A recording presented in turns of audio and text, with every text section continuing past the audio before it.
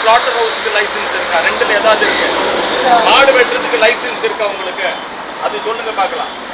மாடு வெட்டுறதுக்கு லைசென்ஸ் இருக்கா? அதை கொடுங்க.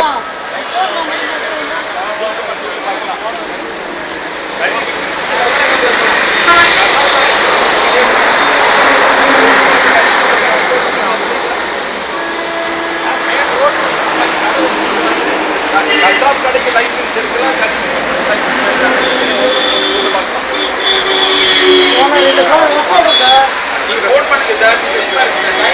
This is inside the store. We are filming. Probably this is a place they do slaughtering. This is where they slaughter them. These are probably the weapons which they use.